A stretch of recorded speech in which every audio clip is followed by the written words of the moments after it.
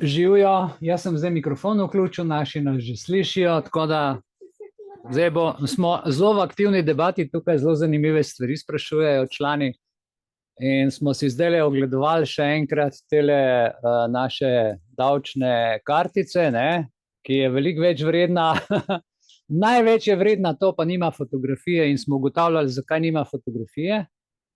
Seveda ne, ker ko tipkaš davčno številko, je v davčnem uradu tvoj rojstni datum, pa je EMŠO, vse smo videli prej formular, kaj vse je tam, ne. Medtem, ko če vtipkajo EMŠO, pa nikjer ne boste zasledili davčne številke, pomeni, da niste državljan. Čist simple as that, ne.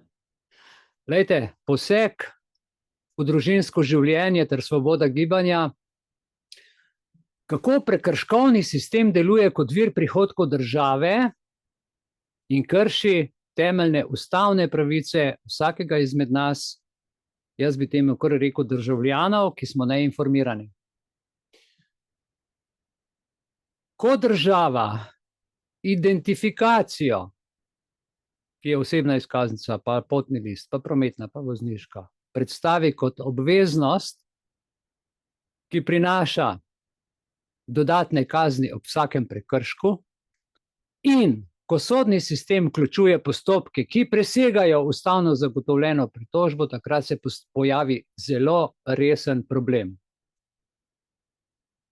Ko uprava zahteva osebne podatke, kot so naslov prebivališča, sprememba osebnih podatkov in podobno, se to pogosto spreminja v vir dodatnih prihodkov za državo. Čeprav je posameznik že dolžan plačevati davke. Edinemu, ki bi bili dolžni to spremeniti, je davčni organ. In vsi ostali naj bi se obrnili po davčni številki na davčni organ. Ker pa mi to sporočamo sami, naredimo samo prijavo. A veste, kaj je samo prijava? Dovoljenje, da uporabljajo tvoje podatke. Zato rečejo, morate sporočiti šoli spremembo, ni res. Sodišče, morate sporočiti spremembo, ne. Mojo davčno številko, poglej davčni urad, tam piše vse. Kako je ta sistem nepovezan v Sloveniji in vsak se bori za svoj, eni za globe, z globam policija, z globam inšpektorji, z globami, sodišče s sodnimi taksami, potem upravne enote z ne vem čem, vsi pobirajo dodatno, pa hkrati pa še plače dobivajo. Se pravi, zaračunavajo storitve kot zasebniki, mi pa plačujemo storitve, ki jih ne dobimo. Ali ni to pravno nevzdržno, ljudje božji, da država raje izkorišča obveznost posameznika glede identifikacije za dodaten prihodek preko glob in vsega, kar sem povedal, namesto da bi se država osredotočila na pravično in pregledno pobiranje davkov. Ena sama kazen za prekršek lahko posameznika postavi dejansko v finančni stres, ker so kazni visoke, ne moreš čez mesec priti, je nesorazmerno glede na dejansko škodo, medtem ko država že pred izplačilom plače pobere tvoj delež, še preden si obveščen v obliki davkov in v obliki glob. In ti blokira še bančen račun in pol ti še banka računa in vsi služijo na ta sistem. Katastrofa v države. In gledajte, meni to vzbuja eno nujno vprašanje. Kje je meja pravičnosti in poštenosti, ki jo politiki obljubljajo pred volitvami? Ker to predstavlja, oni so naši predstavniki in to predstavlja državo, skupni družbeni dogovor, zato jih plačujemo iz teh davkov. Kako lahko država, ki naj bi varovala moje pravice in pravice vseh državljanov svojih, ob enem ustvarja vzporeden sistem, kjer se prekrški in osebni podatki, predvsem na podlagi osebnih podatkov, dokumentov, ki ne vsebuje davčne številke kot obveznosti, uporabljajo za dodatne finančne pritiske na posameznike, medtem ko davke pobira že na vsakem koraku, povsod karkoli kupiš. In tega sploh nismo več, mi vidimo samo, kako globo plačamo, sploh pa ne vidimo, da še kje vse so davki, bruto, neto in za vsak nakup plačujemo, mi smo povsod davkoplačevalci. Ampak to je postalo nekaj tako samoumevnega, skritega, vsakdanjega, da sploh več ne opazimo, opazimo pa globo, ne? Pol plače ali pa pol penzije, včasih celo več. Dajmo malo razmisliti o tem, kako se je v zadnjih desetletjih država poglobila, dejansko študirala v ekonomski nadzor in finančno izkoriščanje vseh nas. Ker pa jim je to premalo, nam hočejo priti še v kri s čipi in nas nadzorovati brez naprav, kjerkoli, še takrat, ko spiš, namesto da bi zagotavljala zaščito naših osnovnih pravic. To je dejansko sistem, ki služi pravičnosti in enakosti. A je to ta sistem? Ali gre zgolj za financiranje države preko občutka nespoštovanja in kršenja pravic? Kje je pot naprej, da se povrne pravičnost in varstvo nas, posameznikov, kot fizičnih oseb v tem sistemu? Z davčno številko, seveda. No, upam, da vam ne težim preveč, ampak gledajte, analiza tega vprašanja, s katerim se zdaj v tretjem delu bomo ukvarjali, pa odpira zelo pomembno vprašanje o temeljni vlogi države v odnosu do državljanov ter o tem, kako se skozi oblike identifikacije in vse možne kaznovalne, grozeče, strahotne mehanizme vzpostavlja poleg plačevanja davkov, ki bi moglo biti edino, dodatne obveznosti in bremena za vse nas. Že davek je obveznost in to bi mogla biti edina naša obveznost države, država pa ščiti. Ja, kaj vse nam ponujajo in prodajajo? Razmislimo o tem, pa dajmo reči iz ustavnega, etičnega, socialnega vidika, zlasti v kontekstu naših pravic in pravnih pristojnosti. Mi imamo tudi pravne pristojnosti. Tukaj, stole davčno. Vidite? Jaz jo imam od leta 92. Čakajte, kdaj je datum? Tukaj ni datuma gor. Ja, a veste, da ta dokument ne poteče? Potni list poteče, osebna poteče, vozniška... To je vse komercijala. Tlele, gledajte, tole ne poteče. Jaz imam to zdaj že, ne vem, 34 let, ne, 33 let. Ja? Še vedno drži. In vsi podatki so davčni. Tako da vse te stvari, ki jih imamo zdaj zraven, vse to je v bistvu zajebancija folka. Državna identifikacija kot obveznost in vir prihodka. O tem bomo zdaj govorili. In to je kraja. V demokratični družbi bi morala biti identifikacija primarno sredstvo, s katerim posameznik dokazuje svoj pravni status v družbi, ne pa svojo osebno identifikacijo, ki te pol po njej tolčejo. Pazite, državljanstvo, prebivališče, identiteto.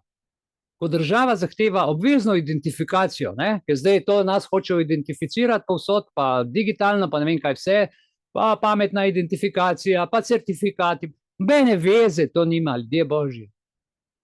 Ko vse to zahteva, čim ti reče identifikacijo, je to samodejno povezano s kaznovalnimi mehanizmi, globe, ob nepravilni uporabi ali neizpolnitvi določenih pogojev. Ta funkcija se začne odmikati pravzaprav od svojega prvotnega namena in postane vir dodatnega prihodka za državo. Ko so to pogruntali, se to širi tako daleč, da zdaj že mi več ne vemo, kako bomo skozi mesec prišli, kljub temu, da delamo cele dneve ali pa včasih po 3 službe, ko bi se moglo stanje izboljševati na podlagi člena 155 ustave, ker pridobljene pravice ti ne more po ustavi noben vzeti, ampak nočejo, da smo mi državljani z davčno številko priznano, zato da nam lahko vzamejo pravice, nove zakone pa sam še pritiskajo dol. Gre za problematično dinamiko, kjer posameznik ne le plačuje davke, ki so že odmerjeni in pobrani v različnih oblikah, ampak je dodatno kaznovan in finančno obremenjen zaradi kršitev, ki se nanašajo na formalnosti, pa jim lahko rečemo, če se nepravočasno prijaviš prebivališče, si kaznovan. Če ne prijaviš osebnih podatkov, si kaznovan. Če pravilno ne uporabiš identifikacijskega dokumenta, si kaznovan. Če policistu ne pokažeš osebne, si kaznovan. Bla, bla, bla, bla, bla, bla, bla. Pravna sredstva in kršenja ustavnih pravic nastanejo znotraj tega, ker vloga pravnih sredstev je zagotoviti posamezniku možnost pritožbe in zaščite pred takim delovanjem. Ustava določa, da ima vsak posameznik pravico do pritožbe, to je institut pritožbe. In pritožbe nihče ne vidi rad v državi, ker je to institut pritožbe.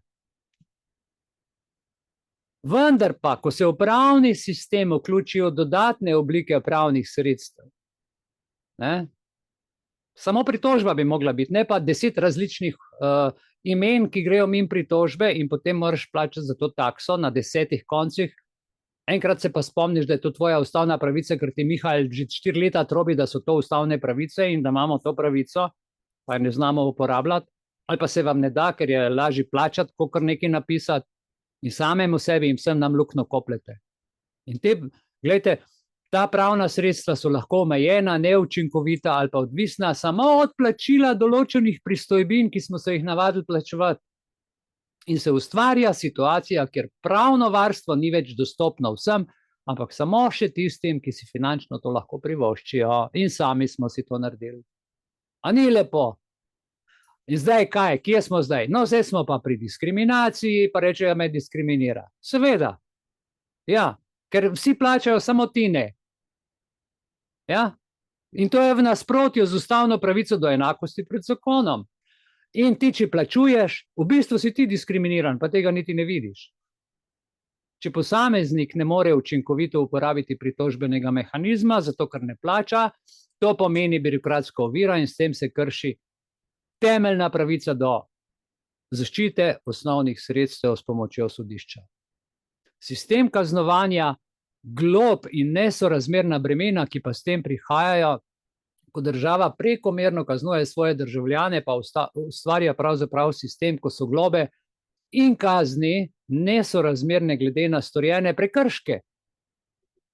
Ti dobiš, ne vem, 250 evrov, zato ker te je policaj skozi okno sumi, da si govoril po telefonu.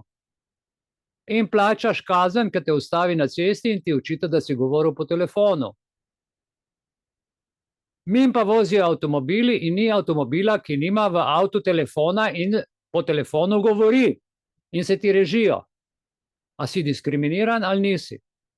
Člen o prekrških, ki zapoveduje, da je prepovedano, če te policist vidi po telefonu govoriti, hkrati pa imamo vsi telefone v avtu in smo vsi od tega odvisni, je neumnost. In tu vidite, kako nas zabavajo.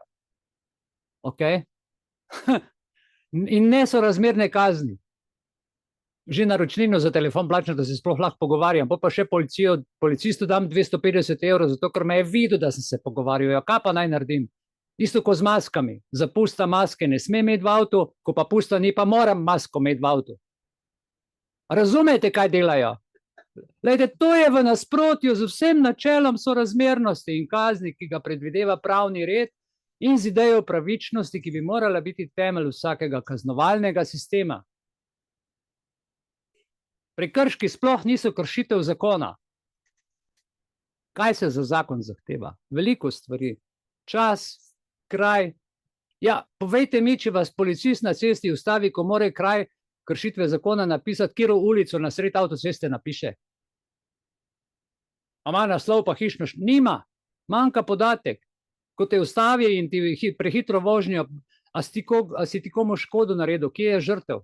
A veste, kaj pomeni kršitev zakona? Sploh nimate predstave, kot je državno tožilstvo preganja, v glavnem jih preganja zaradi finančnih transakcij budžovane, ali pa nekoga, ki kdaj ubija koga, ne, kakšnega tropca, ki je skuril one ženske gor, če se spomnite, davna leta nazaj, ali pa še kaj hujšega zdaj v sodobnem času. Zdaj pa ljudje kar tako pobijajo, pa nikom ništa.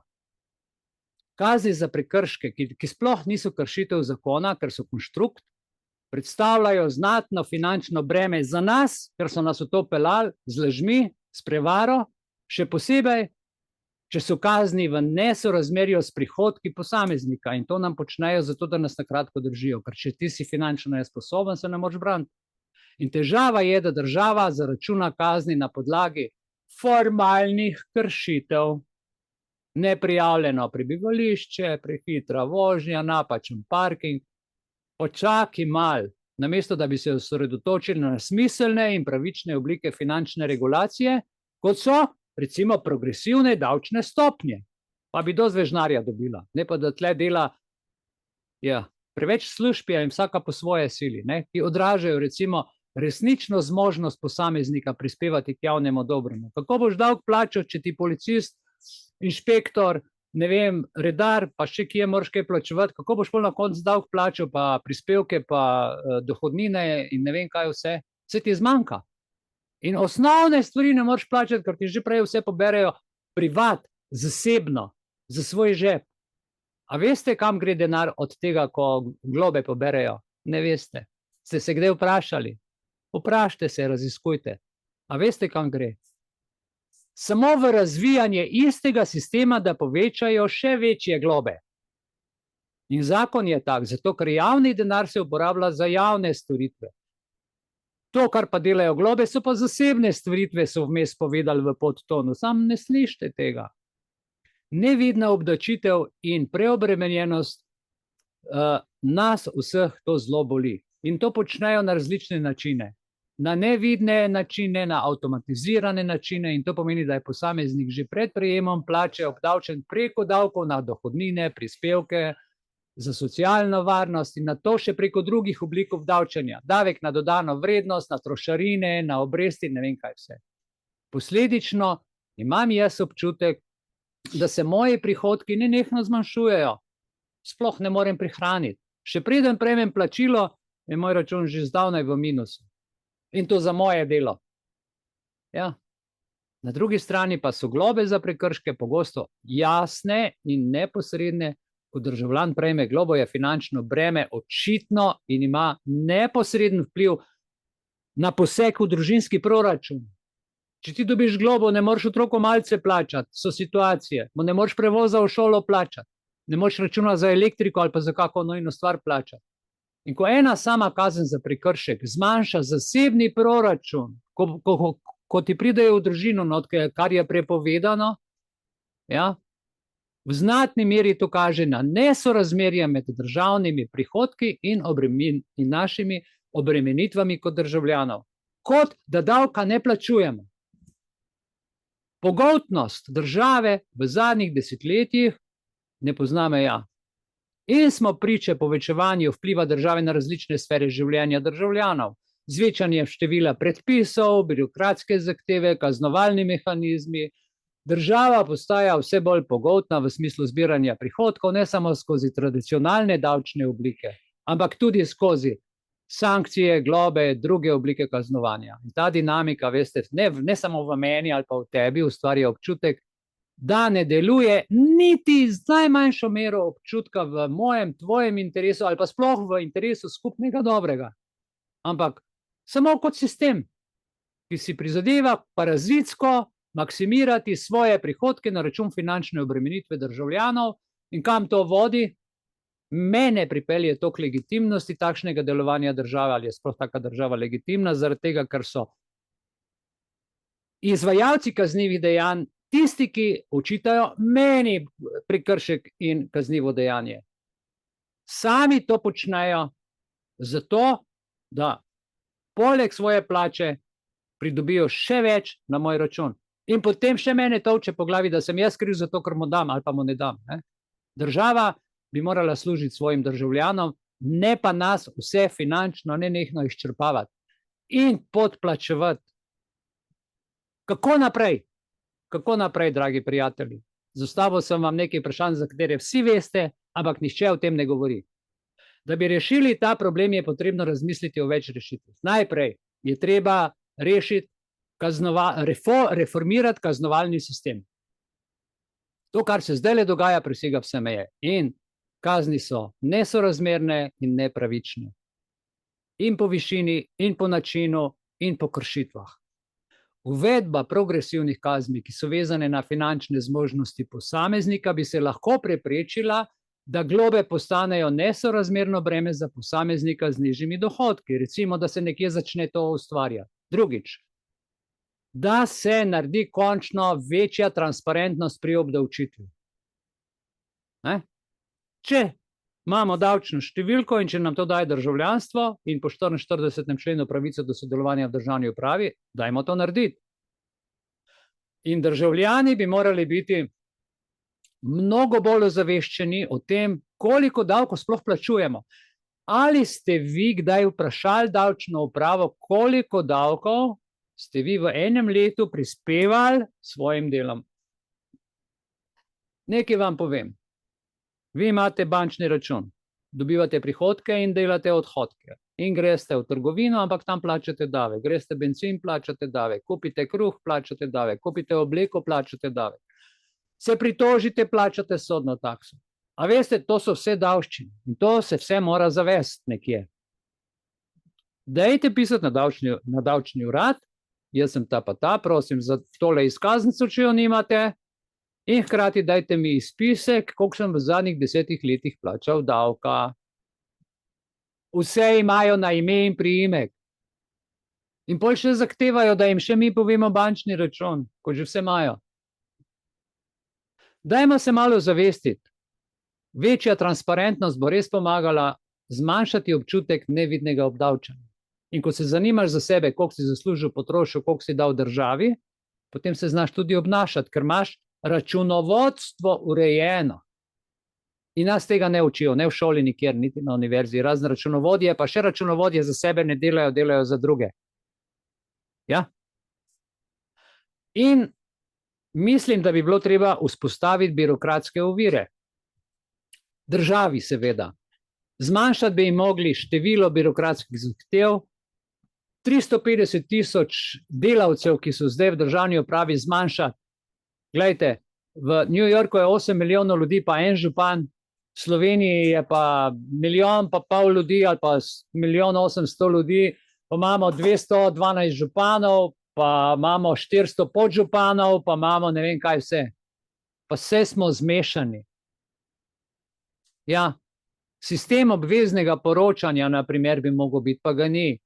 Še pokrajin po ustavi niso narejene. Jaz sem danes objavil na Facebooku 148. člen, kako so nam finance skoncentrirali. Včasih so imele občine svoj obračun, država svoj obračun, lokalne skupnosti tako. Zdaj so to centralizirali leta 2013 in so naredili vse centralno. Občinam so vzeli denar, občine so krehale in so mogle državo prositi za pomoč. In ko ti nekoga prosiš za pomoč, moraš delati tako, kot država reče. Ampak, ko si enkrat ti v neki občini, ki prosi pomoč, potem občina nima več besede, pol ima besedo država. In potem ni več lokalne skupnosti. Potem ni več tako, kot si ti lahko v svojem kraju narediš, ampak to, kot država reče. Povsod kamere, povsod luči, povsod nadzor, povsod policija, povsod sranje. Ustava bi mogla imeti v tem pogledu tudi ustavno zaščito pred finančnim izkoriščanjem. To sicer kazenski zakonik ima. Ustavno sodišče bi lahko recimo okrepilo varstvo pred pretirano obdavčitvijo in nesorazmernimi kaznimi, ki nas bremenijo vse državljane. Pogoltnost države se kaže skozi prekomerno, smo rekli, kaznovanje, nevidno obdavčenje, pravno in etično je pa to čisto nevzdržno. In država kot ta konstrukt, pravni konstrukt, ki ga moramo imeti, če hočemo skupaj družno živeti v neki družbi, mora delovati v interesu svojih državljanov za svoj obstoj. Sicer se jaz vprašam, kakšen je v bistvu smisel tega obstoja. Z ustavno zaščito pravic, pravičnim obdavčenjem in sorazmernimi kaznimi bi lahko vzpostavili veliko bolj pravičen in transparenten sistem, ki bi bolj odgovarjal potrebam državljanov in ne le povečanju prihodkov države in zmanjšanju prihodkov in poseganje v družinsko življenje posameznikov državljanov. Me čuden gledate nocoj, vse me lahko. Sem beli s razkuru, a? Dajmo še malo poglabljati razmišljanje. Veste, tile prekrški to ubija. Jaz sem pogledal na mapi, vam povem, zanimalo me je v Ljubljani, ker je župan šef redarjev. In letno poročilo. Pojdite sami, vtipkajte mestno redarstvo Ljubljane, vtipkajte letno poročilo, pa boste videli, da imajo letna poročila samo za zadnji 2 leti, prejšnja leta sploh ne. Šlampasto, malomarno, tako kot pri... Oni si kar domišljajo, da lahko vse, ko je treba narediti, pa ne, ker nimajo niti pravne osnove za to, kar bi naredili. In ko gledate tisto njihova poročila, so čista policijska poročila. In sem šel gledat, kje pobirajo kazni, ker je za vsak avto in za vsak parking rdeča pikca. Koliko milijard so pobrali, tukaj bom rekel 280 000, 290 000 ljudem, ki tukaj uradno naj bi prebivali v Ljubljani, ampak to je velik tranzit, odpeljali avto, parking, druge kazni, da ne govorim. In to zelo pošteno, vse pravilno, skladno z zakonom napišejo, pa sploh nima zakonskih pooblastil. Redar sploh ne sme napisati obvestila. Naloga redarja po zakonu je usmerjanje in opozarjanje. Obvestilo oziroma globo lahko napiše samo policist, vi jo dobite pa od redarja.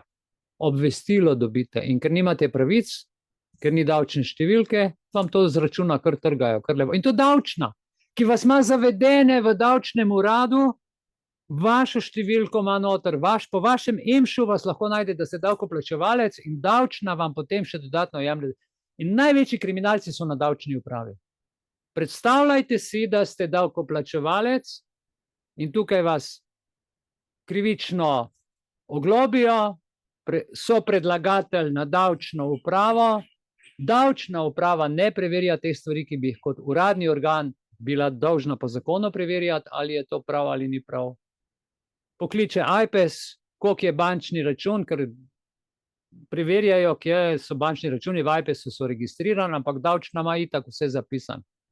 Ko ti priješ na banko, moraš dati davčno številko in takoj gre številka bančnega računa na davčni urad. Pol se pa norca delajo, da se na AJPES-u dobijo, zato da svojo kriv doperejo. Razumete, zakaj imajo toliko teh inštitucij? To je samo zato, da se mi vsi ne zgrnemo na davčni urad, ampak rečemo, aha, nekaj je AJPES, nekaj je država, nekaj je banka, nekaj je FURS, BURS, DURS, ne? In tebe razpršijo na 5 stvari, ne moreš. In potem narediš en prekršek in ko začneš, eno pritožbo napišeš in potem se začne dogajati. Najprej od policije, potem od policije od sodišča, potem že 3, potem že 4, pol ti še enega inšpektorja pošljajo zato, da bi se nehal pritoževati, da ti še povečajo, imaš že 5, imaš že 10 pisem in naenkrat dobiš 5 plavih kovert in se ne znajdeš več. Temu se reče administrativni samomor. Ne moreš kot posameznik ti se z 10 pogovarjati, ko se pa on vsak samo s teboj pogovarja in pritiska na te. Poglabljamo razmišljanje. Zakon o prekrških, veste, določa plačilo globe, vendar posameznik se lahko šteje za kriv samo v primeru, če krši zakon. Nobena globa nima navedenega takega zakona, ki bi bil po sami naravi zakon in še da bi ga v zvezi z očitkom prekrška sploh lahko šteli za zakon. Državljan se lahko šteje za kriv samo, če krši zakon. Za kršitev zakona so potrebni določeni elementi. Čas storitve, kraj storitve, izvršeno dejanje, povzročena škoda, prisotnost žrtve in še sama žrtev odškodnine. Ker prekršek ne vključuje vseh teh elementov, sploh ne predstavlja kršitve zakona, temveč kršitev predpisov. To pa ni enako. Če ti kršiš predpis, to ni kršitev zakona. Zapomnite si za večne čase in če ne kršiš zakona, ni sankcije. Je samo opozorilo. Nekdo mi je zadnjič rekel, se spomniš, Mikael, v starih časih policist, redar si kaj naredil, so te samo opozorili, pa te je drugič opozoril, pa ti je mogoče tretjič napisal kakšno kazen, ker pač nisi bil poslušan ali pa si ga zabaval. Ne? Danes, še preden prekršek storiš, so ti izračuna vzamejo. Še preden sploh pritožbo napišeš, ti je že račun prazen. Ja? Ker gre za zanemarjanje subsidiarnega dogovora po pravilih. Ker je prekršek postal v bistvu orožje in orodje, ki je kao več vredno kot kaznivo dejanje. Ti lahko nekoga ubiješ, pa boš manj kaznovan, kot če na avtocesti prehitro voziš. Zakaj? Zato, ker je tam veliko več denarja, pa veliko več prekrškarjev, kakor teh, ki ubijajo, pa razbijajo okno, pa kršijo zakon. S kršitelji zakona država nima posla, ima pa samo stroške, ker je treba delati po zakonu, ker morajo državne tožilce vključiti, ker morajo preiskovalce vključiti, ker morajo vključiti koga vse, ne vem kaj vse. V nasprotnem primeru policija ne bi imela pravice nalagati glob. Sploh ne, ker ni kršitve zakona. In pol pa pride do kazni, rubeža in to še celo brez sodne odločbe. In FURS tukaj sodeluje. Imamo državljanstvo in natovčajo po nas. Obup. V tem okviru pa nastopi, gledajte, čisti komercialni odnos. Država DOO, prisila DOO, zapor DOO, moraš, ker če ne boš to in to. In ko pri tem sodeluje še državno tožilstvo in drugi organi, ki usmerjajo policije in postopke organa, se to sme delati samo pri kršitvi zakona. Ne pa da dobiš za kršitev prekrška državno tožilstvo.